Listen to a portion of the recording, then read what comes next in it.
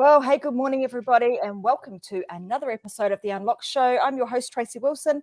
My pleasure to be here with you guys today. You are in for a real treat. As you can see on the screen, I have got somebody amazing with me today, all the way from Dallas in the US, and this is the amazing Sarah St. John. Her and I have just been having a great conversation behind the scenes, talking all things podcasting, live shows, and you guys are going to hear all about that today. So our intention is to share with you, if you've got a business, should you actually start a podcast? And we might get a little bit controversial and even tell you, the reasons why you shouldn't be podcasting or you shouldn't be creating your own live show. Most of you guys know that I prefer this platform. I prefer to do share my knowledge, my expertise, interviews, etc., using a live show. And a lot of you guys have been asking about, what do I do about turning this live show into a podcast? So the whole podcasting side of things is a real hot topic of the moment. And so I reached out to Sarah and said, hey, you've been doing this for a while. You've been getting some awesome results, been doing some really cool stuff with your podcast. How would you like to come and share your amazingness with our guests? So not only is Sarah a podcaster, but she's also she also is an author, an animal lover, and a world traveler. She loves getting out and about. She's created many startups over the last I would say about 10 years, the last decade or so. Hey, Sarah. Yeah, over a decade. Yeah. So she's got some cool stuff that we're going to share with you. So if you hang around to the end, we're going to give you a couple of links where you can go and get some free stuff from Sarah that is either going to help you get going with your podcast, either help you start your online business, or even help you write your own book. So hang around and we'll make sure that we give all of them to you. As per normal, you guys know the drill. This is a live show, so you guys can be asking questions. So if you want to ask a question of us, all you've got to do, just make sure that you click the button that says allow StreamYard to see you, and then you're able to type in the comments section if you're on Facebook or you're watching right now on YouTube, and both Sarah and I will make sure that we answer your questions. So that being said, welcome to the show, you amazing Sarah. Thank you so much. I appreciate it. That was a great intro. Oh, you're very welcome. Well, hey, let's talk a little bit about, I suppose, knowing podcasting has been around since, around about 2004. And it has really started to, it wasn't until sort of 2019 where it really started to hit its strides, right? And people kind of twigged on that, hey, this might be a great way for me to, to start marketing my business, because from a business point of view, we're always looking at ways that we can start, marketing ourselves to get our message and our information out to more people.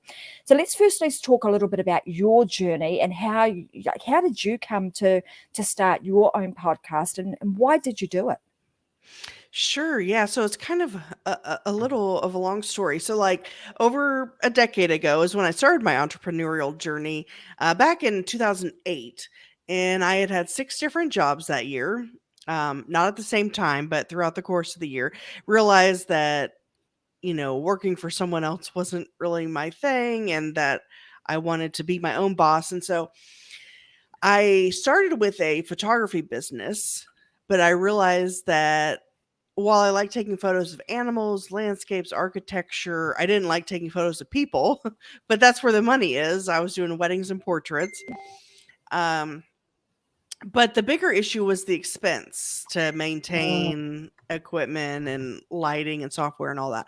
So I decided to switch to an online business model, but I wasn't sure what I wanted to do. So I tried a bunch of different things like drop shipping, affiliate marketing, blogging. I had my own little t-shirt company. And that's cool. Those things pop up. Hi, Robin. Help. Hi, Robin.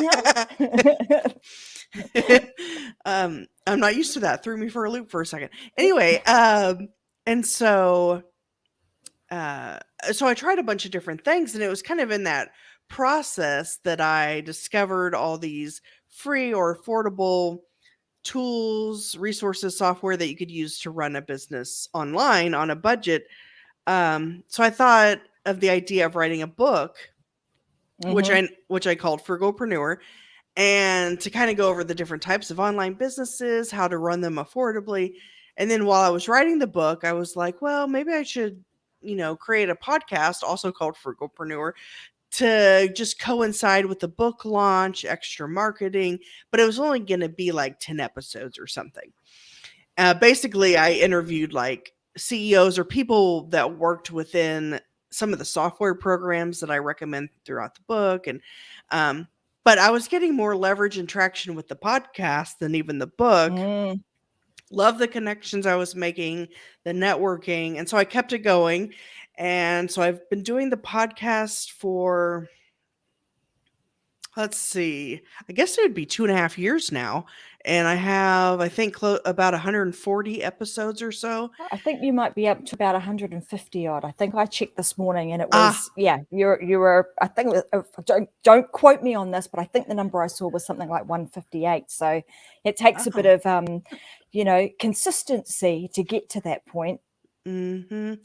Yeah. Oh, yeah, I think that is counting, like, because some of my episodes were just, like, quick little 30-second things for, like, that month's giveaway, just announcing it. Uh-huh. So I think, like, for actual episodes, it's around 140-ish. But, yeah, All that's right. somewhere in there. Mm-hmm. Super cool.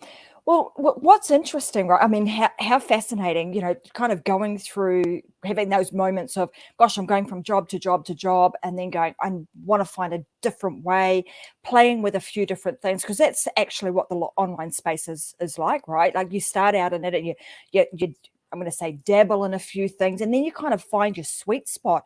And it's funny because often, like you said, I'm going to start this podcast just to promote the book that I'm doing, where the book was to be the thing.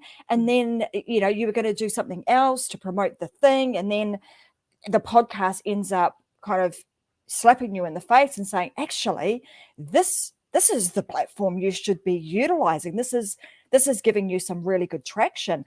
I mean, I had a look at some statistical data, and, what we're looking at right now is something like, 700,000 podcasts that kind of started that were around pre-COVID. And then we had the pandemic kind of kick in, and lots of people being at home, and then a whole lot of people going, hey, I want to start something else too. Maybe I should get on, I'm going to say, on the podcasting bandwagon, right? And so then we saw this massive influx of podcasts kind of hitting the market, and I think we're up to something like 1.5 million new podcasts came. 1.5 million was the number of podcasts that were on those platforms just after COVID. So just the first few months of COVID, the podcasting space exploded.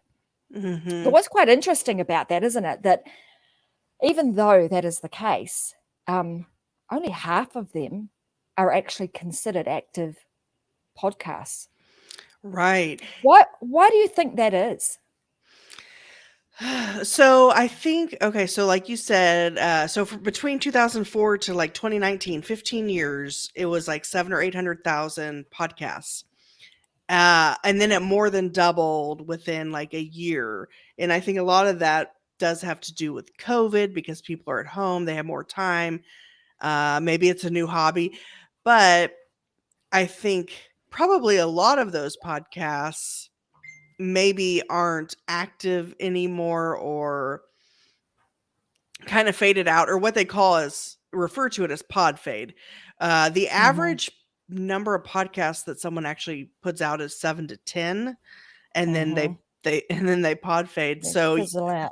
so you and I were like, I wouldn't say Well, 1%, but whatever, well, I think I 10%. think the statistic on that is 6%. Oh, I think I 6%. read, yeah. So when I Wow. was doing a bit of research a couple of weeks ago, the number was 6%. 6% of people actually make it to their 10th episode.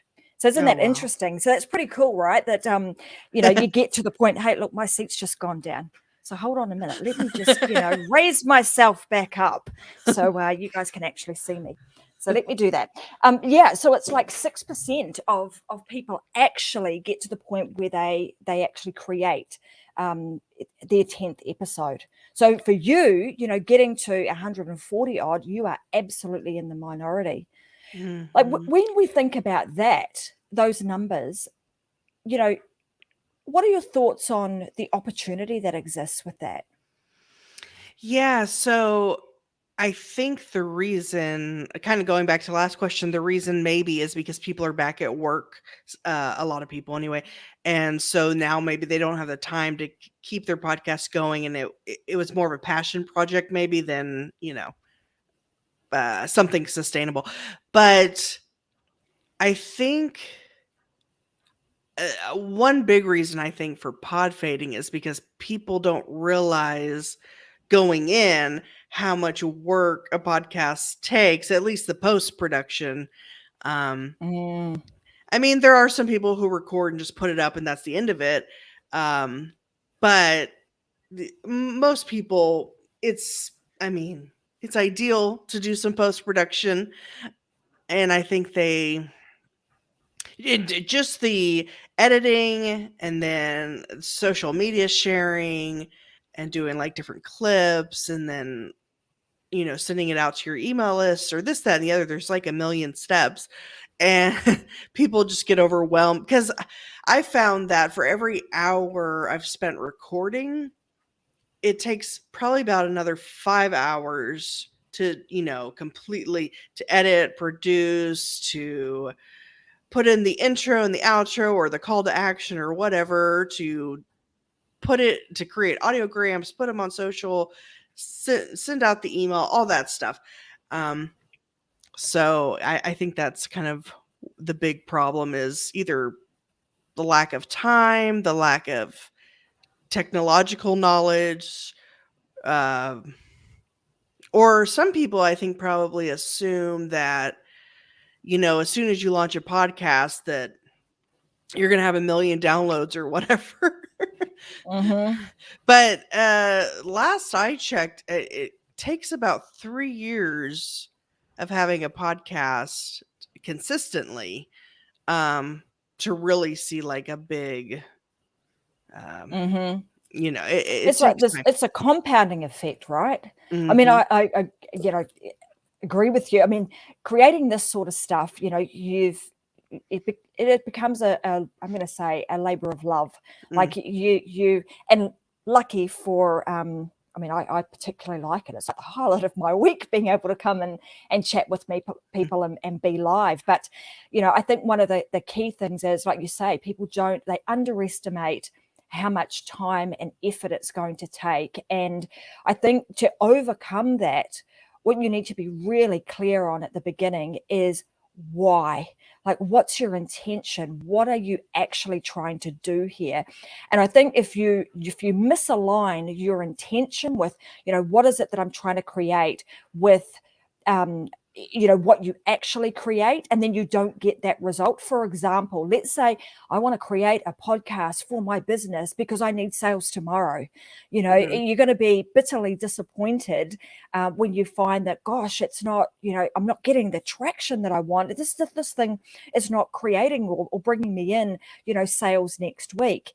What you want to understand, like Sarah's saying, is that this is something that you want to commit to, and I would highly recommend. This is absolutely a platform that you want to dive into, but don't dive into it without a real sense of commitment and uh, being willing to show up on a regular basis, and and create your podcast and deliver real value that you're prepared to do over a long period of time. It's a cross country run that never ends, not a sprint. Mm, yeah, exactly. Yeah, and I recommend, being consistent, putting out at least an episode a week, ideally. Some people might do bi-weekly, or some people do, you know, t- 2 or 3 episodes a week, or even every day, though that's pretty rare. But I think as long as you're putting out an episode a week, that's manageable. And um, one thing that I recommend is batching, where you Mm-hmm. maybe record a few episodes in a particular day and then maybe you edit them and but I also found last year during the pandemic and everything, I had more time. So I was kind of taking advantage of it by doing a whole bunch of episodes. And it got to the point where I was backlogged, or I had like 40 episodes waiting. Mm-hmm. um, and so I stopped doing interviews for the last several months and just been focusing on getting those edited and put out. I think I only have like 3 left from those 40. I was just looking at my thing on the wall, like telling me how many more I have to do. Actually, after this, I'm going to edit one and put one out. But yeah, I think after that one, I'll have 3 left of those 40 that I recorded.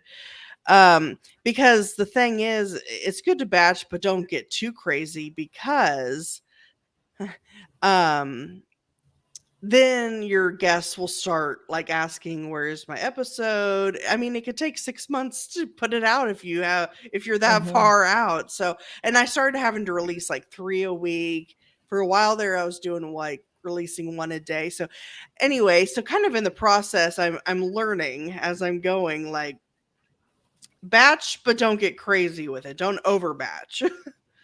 Yeah, absolutely. I mean, this is great because we can kind of, you and I can sort of talk about this stuff from two different perspectives, right?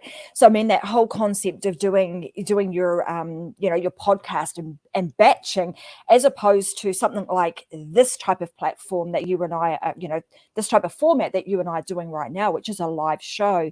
And so I've done both. And I think it's one of those things, this is also a question you want to answer for yourself before you get going. Do you prefer to do video? Do you prefer to just do audio? Do you prefer to do one take? Do you prefer to, are you a bit of a perfectionist that would sort of talk about something? Oh gosh, I got that wrong. I'm going to say it again. I personally found myself in that space when I was just trying to do podcasting on its own and not going live. For me, doing live video works really, really well because you don't have time really to think about it. What you say is what you say, what you get is what you get. And usually they turn out much better than if I were to pre-record. But that's just me. And I think that's one of the things that people would need to, that you want to think about before you even dive into whether it's a live show or whether it's some form of podcast, is what is your preferred method of I suppose, communicating? Do you want to do the batch method like Sarah's talking about, which works particularly well for people that are busy and that enjoy doing that sort of thing? And then there's their live, just go live, whether it's a podcast or a live show, actually going live and being live with your audience at that time. And as you saw, I'm going to say one of the other little benefits or major benefits of being live is that as you saw earlier, Sarah was like, oh, hey, what's that? I've never seen. And what I had done, for those of you that are actually listening to on a podcast, it's because this is a live show, we're getting live comments come in as we're talking. So I'm popping them up onto the screen. And the first one I popped up, Sarah was like a bit thrown. What's that? That's something new that I'm not familiar with. So again, there's some little, I'm going to say, nuances that you do in podcasting that maybe is a little bit different with live show. But it comes down to that intention, right? Is like, once you've got the intention right, you know why you're doing your podcast or live show, you plan it out at the outset, you're going to have more chance of being successful and being around for a lot longer than you would if you just dove in for the heck of it because I'm going to do a podcast because everybody's doing it. Yeah, that's funny. It seems like, everybody knows what a podcast is now. And like, there's TV shows now about, there's one, I think it's on Hulu, called Only Murders in the Building. But it's about them. It has Martin Short, Steve Martin, and Selena Gomez. They all live in this apartment building. Someone gets killed in it, and they try to solve it by creating a podcast. But anyway, so, and there's other shows. There was a show called God, what was it? God Unfriended Me, or God Friended Me, or something like that. But yeah, it's like becoming part of every day. Like, everyone knows what a podcast is, whether they've listened to one or not. And it's just becoming more and more popular. Um, I think you had mentioned beforehand about like with Spotify and um, you know, Joe Rogan getting an exclusive deal for like I think 100 million or whatever. Oh, So a lot. yeah, and more of those types of things are happening. Um, but yeah, when you go into podcasting, don't go in with the expectation or intention of trying to land some big deal like that. I don't think that that's the way most people make money. Podcast that's like 1%, if Hmm. that's how they make their money podcasting. It's more the way I look at it for business is that if you already have a business, that podcasting is just another kind of avenue or marketing or exposure, a way for people to find you, get to know, like, and trust you, Mm, and become familiar with you and whatnot. Because the thing I think that's different about podcasting versus definitely compared to blogging, but even videos on YouTube is that with podcasting, they don't have to involve their eyes. They're not having to look at anything. So it doesn't dedicate hmm. all their attention. So they could be driving, they could be doing the chores, cooking, whatever, and be listening to a podcast. So they're much more inclined to listen to an hour-long show than if they need to read a blog, read a book, go to a YouTube channel to learn something. They might have 10 minutes, because Mm, they have other things to do. Now you could uh, listen to something on YouTube. I put my podcast episodes on YouTube. Well, I started by it just being the audio and hmm. turned it into like an audio podcast. I mean, like an audio video on YouTube. But now, Audiogram. Yeah. yeah, well, that too. But now I record my interview. I don't go live, though I'm liking this and I'm considering maybe I should try this. But I do record video. And so I'll put the video Hmm. up of the interview. And so some people might go to YouTube and listen that way and not actually be watching it. But I think for the most part, I think that's what makes podcasting different or Mm, more, maybe a more popular medium.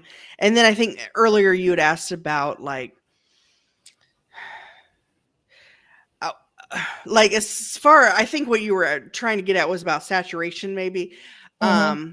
But compared to blogs and YouTube channels, podcasting is, I mean, because last I knew there were like 600 million blogs, though I'm sure that's higher. Hmm.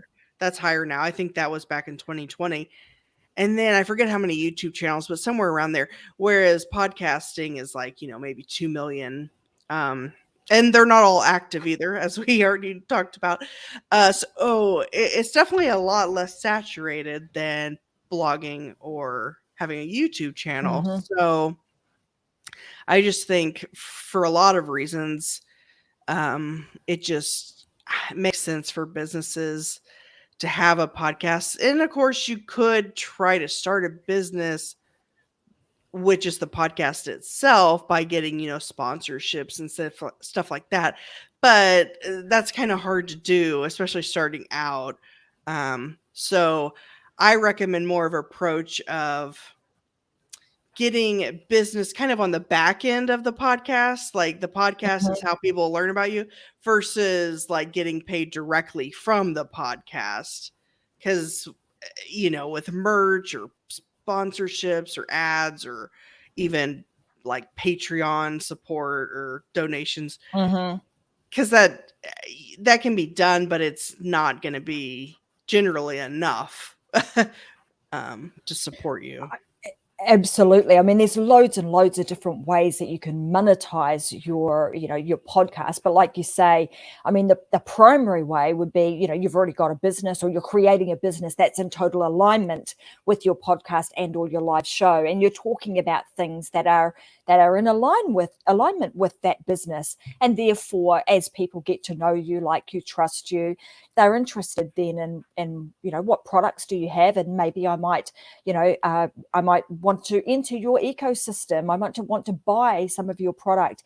And generally speaking, that's how, that's That's how you find clients for your business. That's certainly how clients come to me, is through listening to the show and the podcast, and then they're like, hey, how do you do this? Like you just said, hey, now I'm on here, I've been a podcaster, but what is this? How does this work? Like, how can I do that too? So it's that sort of stuff that people get to see, and they also get to, from a podcasting or sharing your information. It really doesn't matter what we call it, the anchor platform or platform you decide to use. It's showing your expertise. It's sharing your knowledge, your expertise and your experience with others, and often that's what people will want to purchase from you is hey, can you now help me do what you're doing?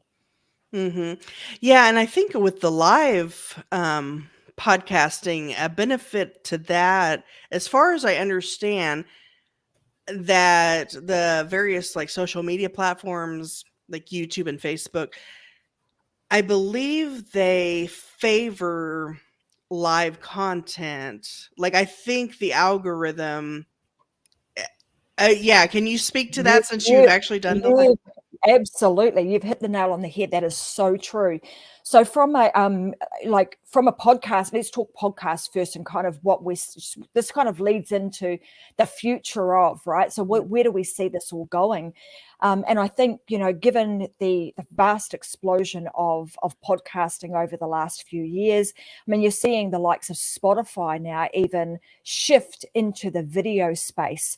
And when you look at Facebook, there's something like 8 billion video views are happening on the likes of the Facebook platform every single day.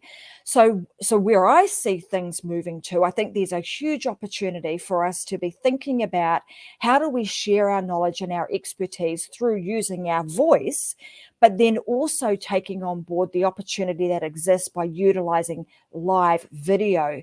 Because as you mentioned, the algorithms, like you look at Facebook, TikTok, Instagram, etc., they're all like rewarding people now for being a content creator that creates video, because they know that people are on those platforms consuming video, that video content. And like I said, the number is 8 billion views a day. And Sarah and I were sort of talking about TikTok and how there's a big opportunity even to utilize the TikTok space now from a video perspective. I mean, I've only recently got it. I always thought it was sort of something for kids. I'm not really into dancing in front of. I was just sort of like, how the heck am I going to use this from for a business perspective? But knowing where things are going, knowing that platform is somewhere that creates an opportunity, and I'm going to say a window of opportunity for people to get into and start sharing their knowledge, their expertise, etc., through video on a platform like TikTok, because of the fact that the consumer's there. That's what they want, and that's why you're seeing the likes of Spotify make this pivot and make this shift to include video in their toolbox, and allowing content creators to have video on there. I was looking at some other statistical data about sort of how we consume things, and you were saying earlier, podcasting being one of those places that makes it really simple and easy for people to consume your information, because they can be listening to it when they're driving in the car, when they're running, when they're doing the dishes, doing the housework, that sort of thing. It's really easy to consume because you're getting up close and personal. You're on people's ears, right? Really close to their brain to allow the message and the information to be absorbed. Then when we switch that up and we add another layer of, I suppose, what do we call it? Like utilizing our eyes to absorb the information, and you look at video views, it's like where the human is more likely to retain something like 95% of a message when they see it on a video. And when you're using a platform like this, like we are, I could put, video onto the screen. I can put words onto the screen. I can share imagery. And so you're starting to utilize all of our all of our human senses to get more of the message through. So that's the reason, that's one of the huge reasons I absolutely love live video, because it allows you to do that. And we're seeing a lot of those major platforms take some, moves in that direction. I'm interested, what are your thoughts on sort of where you think podcasting is going, and what are you seeing in that space? Yeah, I think video definitely is becoming more popular and common. I think, but at the same time, I think short form video is more, Mm, like you said, like TikTok, and then mhm. YouTube has their little YouTube shorts, and then Instagram reels and all that. I think like these 30-second to a minute, definitely maybe no more than 5 minutes. I think that's really what's gaining popularity. People like those. And people might say, oh, that's because of our attention spans. I don't know. But I think it's Mhm. so We don't have a very long attention span these days. so one thing I've thought about doing, because we were talking about TikTok earlier. Now I have a TikTok, but I haven't actually posted anything. I've more just been kind of occasionally consuming things to kind of see how it works. I only look at TikTok maybe like twice a month, but when I get on there, I'm on there for a couple hours at least, cuz it's like I feel like their algorithm is so spot on that like it just keeps sending you videos that they know you'll like. I You guess watch that, so we'll serve you up this too. It's in a similar vein. Yeah. Yeah. but The algorithm is dialed but in. but I'm like, okay, well, what could I do? Because I don't want to just like do it just for fun. I want to, do it for business. Like, how could I? Hmm. So I've kind of thought of different ideas because it has to be short and quick and whatever. So I'm kind of thinking, okay, maybe like every video could be like 3 points or something, just very brief, like teaching something, but just Hmm. something I can teach like really, really quick within I don't know what the time limit is. I think they increased it now. I want to say you can do like 3-minute videos now, but I think it started with like 30 seconds or something. Mm. I'll have to look into that. But yeah, so I'm kind of trying to figure out how can and then, I think repurposing content is really important too. So like for example, like with this, you're doing the live stream to a bunch of different places, which is possible through StreamYard, and there's some other ones as well. And so you're getting the algorithm that Hmm. they'll what would you call it? I don't know, algorithm juice or something. They're rewarding you, I guess, for going live. Hmm. Plus, you're allowed to have the interaction. You can put up stuff on the screen. But then I assume you can then download this video and put it up on YouTube. And then you can take the audio out of it, put it in a podcast, then create little clips like audiograms, put it all over social media, including TikTok. Um, there's a million different things you can do, but definitely repurposing content I think is important because maximizing maximizing your content so you're not like Absolutely. mhm. And that's you nailed it. That is actually the reason I went down this path, right? Because like you were saying right at the beginning, gosh, starting out doing a podcast, or do an hour's worth of a show, and then I've got, now I'm looking at 5 hours worth of post production. And so one of the things that I was really, really focused on is creating a system, because I don't have 5 hours a day to be 5 hours an episode to recreate everything else I need to recreate after the fact. So I've got this system kind of dialed in where I do 2 shows a week, and I can get the whole thing knocked out, which is live show, like you say, with the video, the audio, streaming to multiple different places simultaneously, taking that audio, turning it into my podcast. That podcast then goes out to, I don't know, 30 different platforms, Spotify, iTunes, iHeartRadio. I mean, there's a whole bunch of platforms that's going to there. Then I pull the video out, and I mentioned to Sarah that after, like, every time I have a guest on a show, I'm saying to them, right, this is what's actually going to happen during the show. We're going to go live. We'll have some guests here.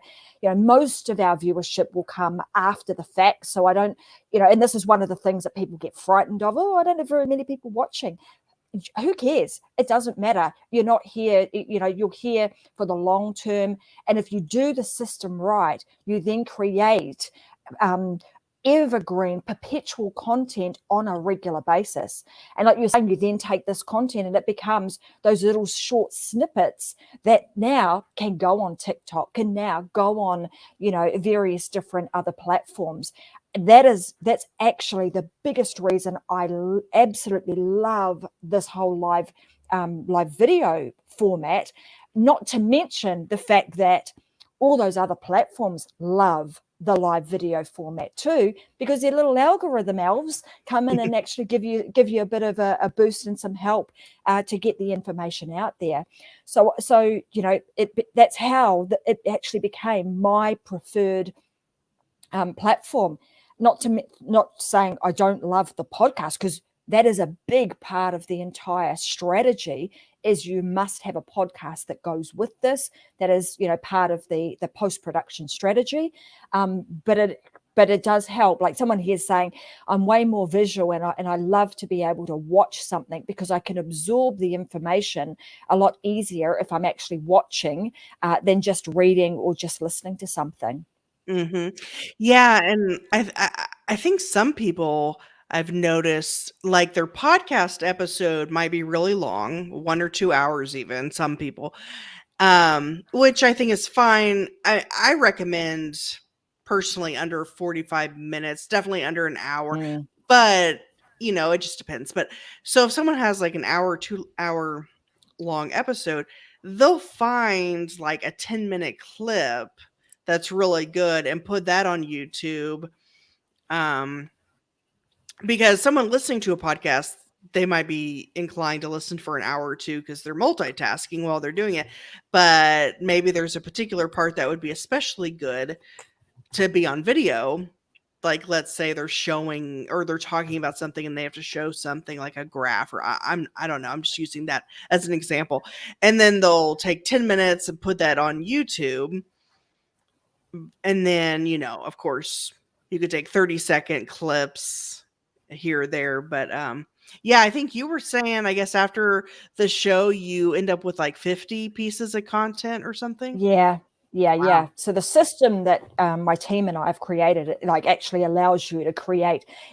You actually get more than 50 pieces of content from every episode. So it's a very specific system that we use. And maybe I can talk about the system on another episode actually. But yeah, that's essentially what we do, because it helps us to, I'm going to say, kill many birds with one stone. I'm not there having to do 5 hours an episode just to get a podcast episode out. So I just want to be clear on that. Like, the system that we've created not only allows you to do the podcast side of things, but it creates all my social media, because Mhm. I just, for someone who's time poor, which I am, I want to actually spend time with my family and enjoy my life, not just be, sat doing post editing all the time or posting on social media. So it really does. It just appeals to my lifestyle, being able to do it that way. When, like, if someone's starting out, like from a podcasting perspective, what sort of dollars can somebody expect to have to pay to get started in the world of podcasting? Yeah. So, my podcast is called Frugalpreneur. So I'm very focused on everything frugal, or how to run a business on a budget. I actually have always run my businesses for under 100 a month. I think I'm down to like 60 a month now. But anyway, so if you want the totally free way to do it, which I actually don't recommend this particular path, but and then I'll go into the affordable way. So the free way would be to just record with like your earbuds, Apple earbuds, and record into like Anchor app. There might be some. I think there are some others podcast hosts that offer a free plan now, but they're usually limited to maybe Mm. 5 So many hours of hours or something. storage. Yeah. So you could do Anchor, which I think would always be free, but and this would be a whole other discussion, but there's some things that you kind of lose with that. But the way that I recommend is, so the mic that I'm using is called an ATR 2100, which I don't think exists anymore. But there's a Samsung Q2U, which is basically the same thing. And it's actually a little bit cheaper. But the mic was like $80. So I definitely recommend, spending $60 to $80 on a mic. And then going with a podcast host that you actually have to pay for because again, that's kind of a whole other topic. But like if something is totally free, there's usually a reason for it, or you become the product, and then it's this whole thing. They might insert ads, or you don't maybe fully control your RSS feed, things like that. So I definitely recommend going with a podcast host that you actually have to pay for. I started on Spreaker, which I think, at least at the time, they had a $7 a month plan. I'm now on Captivate, which I love, and I definitely recommend it. It's $19 a month. But anyway, so a mic, 60, $80. It's a USB mic, plugs right into your computer. I do recommend using headphones, which you could use, or earbuds, anything. Just so that, like, especially if you're interviewing someone, there's not like an echo coming Yeah. out. Yeah. So, I mean, you could use whatever you have lying around for that. And then, most people have a computer, so you don't, you already have that part. And then podcast hosting, I think you can get anywhere from like $5 to $20 a month is the average. Yeah, so it's really And affordable to get. then maybe just some form of editing software. If you're going Oh, to edit your show mhm. and get that going, what sort of Yeah. editing software would you recommend? So I use Descript, and the plan that I'm on is only $15 a month. There's very few things that I pay for. I usually use like mostly free software or use the free plan. But when it comes to podcast hosting and then the editing software, I actually pay for those. But so Descript, it's like $15 a month. I think they do have a free plan. But you could record your podcast into there. If you're doing an interview with someone, you can record video and audio if it's just you. So I use Squadcast if I'm doing a interview. And or you could use Zoom even. The quality isn't quite as good, but you could start with Zoom. So yeah, Descript, you can also edit with Descript.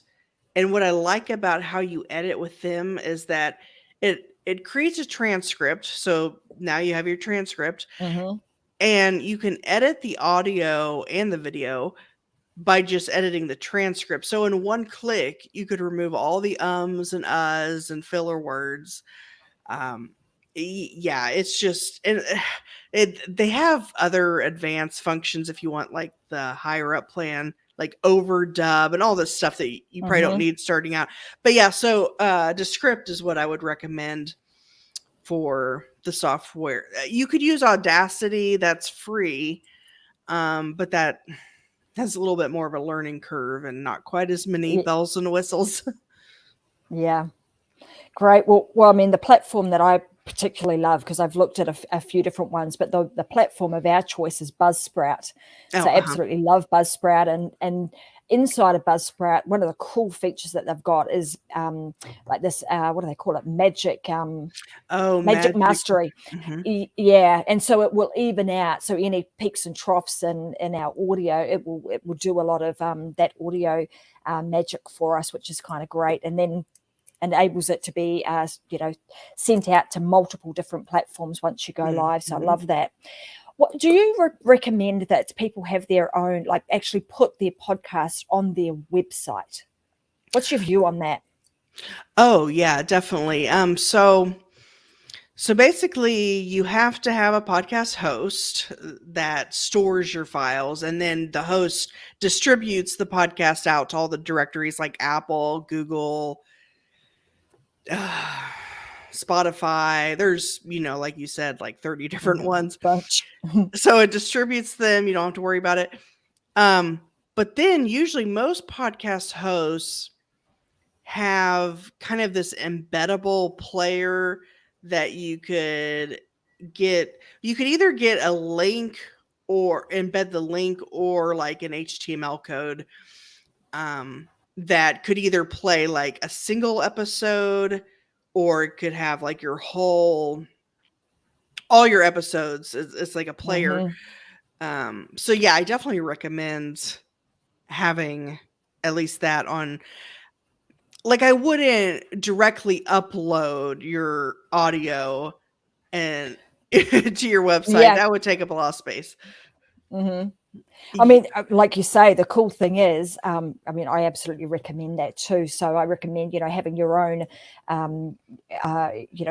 personal website, put your podcast on there, and it's just an embeddable code, really simple to do. And once you've got that code, and like Sarah said, you can have each individual episode on there, or just all of your episodes. So if somebody goes to your site, they can binge listen or binge watch all of those episodes, which is kind of cool. The other cool thing that you can do, and since you've spoken about sort of this whole transcript side of things, so descript, and then being able to go through the transcript, removing all the ums and ahs, but then actually taking that transcript and then potentially even turning that into a blog, right? So you could put each individual show that you do, take the transcript and turn it into an actual blog, and again embed the individual show onto your website that way. Great way of being able to drive some traffic to your site, and then potentially down the track being able to use some other marketing tactics and strategies to be able to retarget people to expose them to some of the other things that you do. Yeah, definitely. I recommend having a blog post, or I guess you could refer to them as show notes for each episode. Yeah. Definitely. Is there anything else, like before we wrap today's show up, because gosh, me and you could talk about kind of live show and podcasts for ages and ages, because it's such a cool thing to be doing. And there's so many, I think, tricks and tips and things that I think you and I could both be sharing with everybody.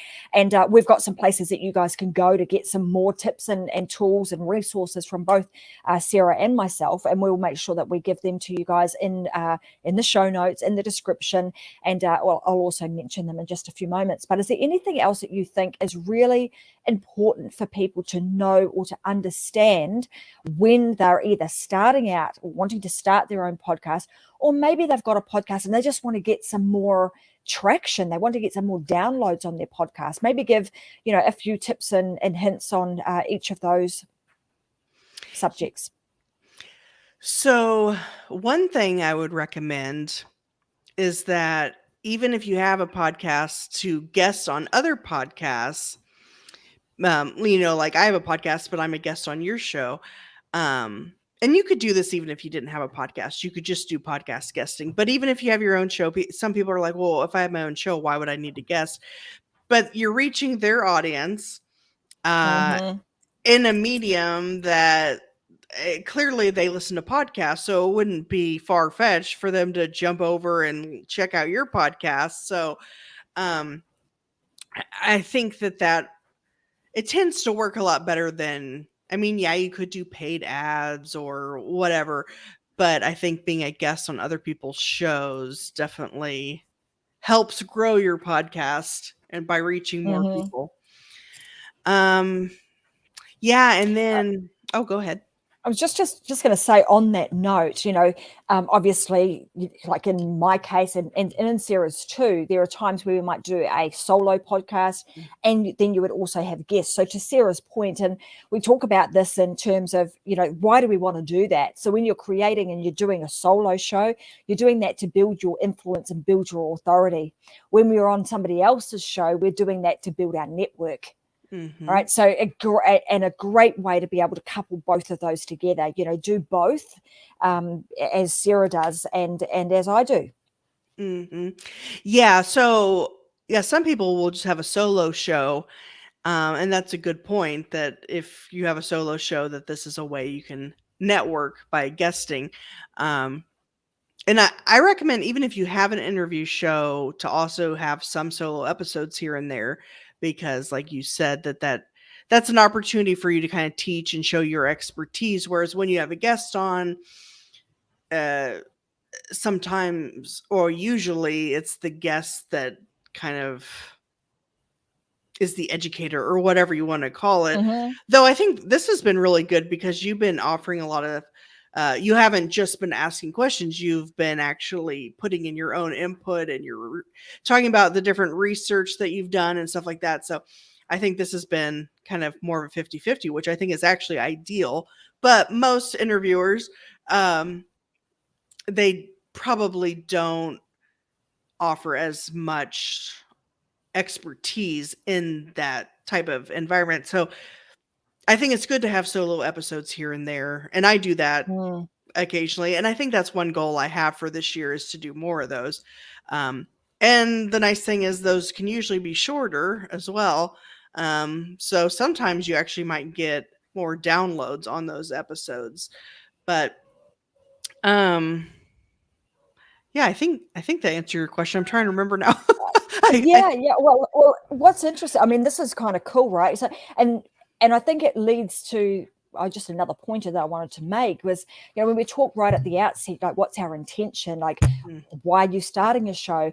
You then go down the path of, well, what kind of show do you want to create? So like Sarah just said there, this has been more of a conversation. It's me and you chatting. It's me and you both sharing, our expertise and chiming in. And I think that makes for, in my opinion, it makes for a much better experience for the listener, because they're not only just getting one person's opinion, they're actually getting the opinion, the expertise, the knowledge and experience from two professionals rather than just one. So I personally have gone down the path of creating that type of show, but you don't have to. You could create a show that is just, very, I'm going to say very interview based, where it's more of a question and answer type scenario. And again, I think that comes down to a lot your personality. What sort of show do you want to create? How do you actually want your show to run, and how do you want it to flow? So there's a bunch of things that I think you should really, before you even jump into this, to think about before you start your own live show, or before you start your own podcast, because that is going to help you to make sure that you do it, and that you're part of that 6%, that you don't have podcast or live show fade, that you disappear off the face of the earth and your people can't find you, or don't where did she go type scenario. I think that's really important, and all of that work needs to be done at the beginning. Yeah, that's a good point. So yeah, before you even hit record on your first episode, aside from personally recommending, getting a mic and a hosting platform and all those things, to first figure out what type of show you want to have. Is it going to be solo, interview? There's also like a panel or roundtable where it's, well, you could have co-hosting where it's 2 hosts, or a panel or roundtable where it's like 3 or more people. So there's a few different types. And then obviously, rarely does a podcast, although with Joe Rogan it worked, I guess, but rarely does it work to have a podcast about everything. Like, obviously have a podcast that's very specific and niche. Like my podcast, for example, is about business, which is kind of broad, but so it's more niche down to like frugal, how to, Yeah. right. So, and then when it comes to naming a podcast, I don't recommend, unless you're some well-known person like Oprah. I mean, Oprah could start a podcast just being called Oprah or something. But like Mhm. have a podcast title. You can say like yours and mine. We both say with and then our name, like with Tracy Wilson, with Sarah St. John. But the actual title itself should describe what the podcast is about versus it being like the Sarah St. John show or whatever, because Mhm. people are gonna be Mhm. like, well, who is that and what is that about? Um, and I even, and most people don't do this, but I kind of felt like I should do it because the word frugalpreneur isn't really a real word. Most people understand what it means, frugal entrepreneurship, but I do have kind of like a little tagline or subtitle called Building a Business on a Bootstrap Budget. That, Mhm. that kind of helps if people don't quite get it. Um, so if you do have kind of a cutesy name that maybe isn't a real word or something, maybe have like a Mhm. little subtitle or something that explains it. But yeah, and then as far as podcast cover art, something that pops, that's very like, that doesn't have a million different things going on. Ideally like one image and big words and all of that kind of stuff, a solid type of background. Um, but yeah, so I, I don't know if you were wanting all that, but No, that was great. That's awesome. Thanks, Sarah. And I totally agree with you. And it's interesting. In another episode, I'll even talk about the name, the Unlock Show with Tracy Wilson, how that came about, and what Mm, I've actually had to do to get this more niche. Because, like you were saying, like this is Unlock with Tracy Wilson is quite broad. Like, what the heck is that? So you've got to be very specific, like in your tagline and in the in some of the other descriptions that I would use to actually describe this show. Otherwise, it becomes a little bit difficult for people to understand. Well, what is that? What is that all about? So I think having your tagline and being very, very clear about what it is that your show is about is really important. So there's a whole raft of things that I would recommend that you do. In the show notes today, there's going to be a number of different links that we're going to put in today's show notes, because there's a bunch of things that I think we've got that will actually help you guys if you're thinking about starting your own podcast or your own live show that are going to be useful to you. Let me give you a couple of things that you can go away and get right now. In fact, the lovely Sarah has made sure that she has given us some stuff that you guys can go and get your hands on if you so wish to. If you go to Sarah's website, thesarahstjohn.com/free, she's got three different books, ebooks that you can get your hands on there. There is The Frugalpreneur, how to launch, manage, and market your online business for under $100. I know she's talked about it in the show today, so go and get yourself a copy of that. She's also got The Authorpreneur, how to self-publish and launch a book and build your business. But the one that I think is most important for you guys to go and get today is The Podcastpreneur, which is how to promote and profit with a podcast. So go and get your hands on that. If you are interested in creating your own live show, you can also head on over to thefreedomseekersway.com/LSA. My business partner, Vicky Helm, and I have a 14-day challenge that we run inside of a private Facebook group. You guys are welcome to join it. You can go through it. It will take you through some things that you need to do to get yourself up and running, starting your own live show. So it really doesn't matter whether you're starting your own live show or you're doing a podcast. The same rules apply. There are similar rules that apply for both of them. I would recommend you either go and grab Sarah's, offer that she's given us today, or you head on over to freedomseekersway.com. I'll spell that out because it's a little bit hard to, it's got a her in it. So freedomseekersway.com/LSLA, which is Live Show Launch Accelerator, and join in the challenge there. Now, what I want to say to Sarah is thank you so much for being here today and sharing your knowledge and your expertise. such a cool space, right? To be in, either doing live shows or doing podcasting. Congratulations on being in, the 6% of, those many millions of people that are doing podcasting. So it's a big achievement to do that. So congratulations on that, Sarah. And thank you for sharing all your wisdom today. It's been fantastic having you. Oh, thank you so much for having me, and congratulations to you too for being in the 6%. I know, we're in the 6%ers. All right. Well, all right, guys. Well, hey, thanks very much for joining us. Like I said, go and get yourself copies of those freebies that both Sarah and I have offered to you guys today. And tune in again on Friday. So as you know, the Unlocked Show with Tracy Wilson goes live twice a week. So Wednesdays and Friday. This Friday, I'm actually going to be talking about podcasting and live show etiquette for hosts and for guests. So make sure that you tune in, and I give you some tips about, some of the etiquette, some of the I'm going to say polite things to do, using our manners, etc. Whenever we're a host or a guest on other people's shows, that will actually help you to be asked to come back, to be invited back, or for people to want to share your show with their audience. Because if you do not treat them well, they're probably not going to share it. So that being said, have a fantastic rest of the week. And as you know, on the Unlocked Show, we encourage you to go out, live your life unlocked, because we know there is just no other way. Thanks for joining us, and I'll see you guys again this Friday. Bye for now.